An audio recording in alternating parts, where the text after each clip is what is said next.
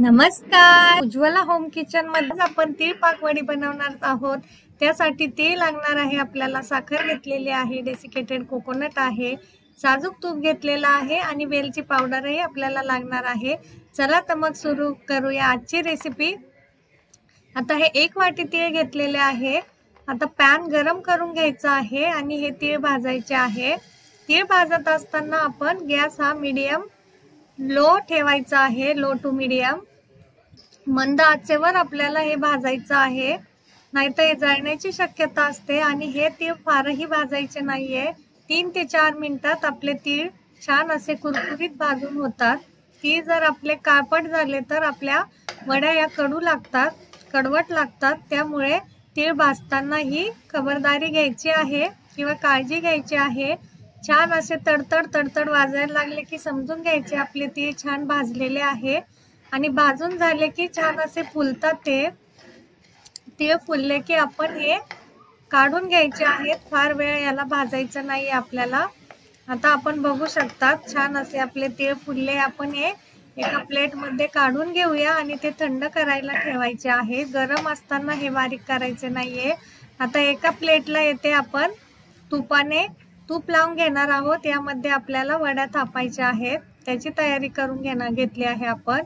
आता हे तीळ थंड झाले, मिक्सरच्या भांड्यातून आपल्याला बारीक करून घ्यायचे आहेत। फारही बारीक करायचे नाहीये, बंद चालू करून आपल्याला हे असे मध्यम बारीक करायचे आहे, म्हणजे फार पावडर नाही करायची आहे। जे आपण 1 छोटी वाटी डेसिकेटेड कोकोनट घेतले ते यामध्ये टाकून घेतलंय। आता पॅन मध्ये आपण 1 चमचा तूप टाकून घेतलेलं आहे। तूप थोडंसं गरम होऊ द्यायचं आहे आपल्याला आणि 1 वाटी जी आपण साखर घेतलेली आहे तिचा आपल्याला पाक करून घ्यायचा आहे। फारही पाक 1 तारी 2 तारी नाही करायचा आहे। हे बघा, 1 वाटी पाणी आणि 1च वाटी साखर घ्यायची आहे आपल्याला आणि हाताला जोपर्यंत तेलकट किंवा चिकट लागत नाही तोपर्यंतच याला उकळी घ्यायची आहे। फारही याला 1 तारी 2 तारी पाक करायचा नाहीये, नाहीतर आपल्या वड्या कडक होतात। हे बघा, 2 ते 3 मिनिटात छान अशी याला उकळी येते आणि उकळी आल्यानंतर 1 ते 2 मिनिटात आपली ही साखरेचा पाक तयार होतो।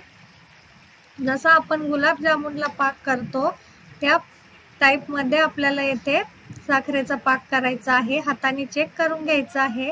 आता पाक तयार झाल्यानंतर आपलं हे तिळाचं आणि खोबऱ्याचं मिश्रण आहे हे यामध्ये टाकून घेऊया आपण आणि छान असं मिक्स करत राहायचं आहे, कंटिन्यू याला हलवत राहायचं आहे 3 ते 4 मिनिटं।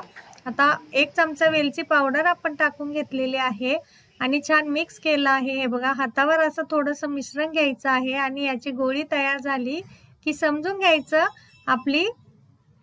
आपलं मिश्रण हे वड्यांसाठीचं तयार झालेलं आहे। आपल्याला दिसत असेल येथे, हे बघा छान असं आपण आता या तूप लावलेल्या प्लेट मध्ये आपण हे सर्व काढून घेऊया मिश्रण आणि थापून घ्यायचं आहे हे छान, कारण याला आपल्याला सेट व्हायला ठेवावा लागेल। 1 ते 1.5 तासात हे छान असं थंड झालं की आपल्याला ह्याच्या वड्या पाडता येतात। गरम गरम असतानाच आपल्याला वड्या कापून घ्यायच्या नाहीये, नाहीतर याचे तुकडे पडण्याची शक्यता असते। आपण जर याच्यात अर्धी वाटी आपण जर काजू बदामाची पावडर करून टाकली तरी सुद्धा याची टेस्ट फार वाढते। हे बघा, आपलं मिश्रण छान असं सेट झालेलं आहे। 1 ते 1.5 तासानंतर आपण ह्याच्या वड्या छान अशा कापून घेऊ शकतो। आपल्याला पाहिजे त्या आकारात आपण ह्याच्या वड्या कापू शकतो, लहान मोठ्या आकारात। यामध्ये भरपूर प्रमाणात तीळ असल्यामुळे थंडीसाठी फार उपयुक्त असतात। तीळ हे गुणांनी उष्ण असतात व भरपूर कॅल्शियम असल्यामुळे हाडांसाठीही त्याची भरपूर उपयोग असतात। त्यामुळे थंडीच्या दिवसात भरपूर प्रमाणात खाल्ले जातात आणि संक्रांतीच्या दिवशी प्रत्येक घराघरात या तिळाच्या वड्या किंवा लाडू केले जातात। हे बघा, छान अशा आपल्या वड्या कापून झालेल्या आहे। आपण बघू शकता येथे किती छान अशा मऊसूत कापसासारख्या आपल्या तिळपाक वडी तयार आहे। कुणालाही सहज खाता येईल, तोंडात टाकताच पाणी होईल अशा आपल्या वड्या बनून तयार आहे। फार झटपट तयार होतात, नक्की ट्राय करा रेसिपी। आपण थोडंसं गार्निशिंग करून घेऊ ड्रायफ्रूटनी ह्याला। हे बघा, काजू बदामाचे तुकडे टाकून घेतलेले आहे आपण. फार छान दिसत आहेत आपल्या वड्या.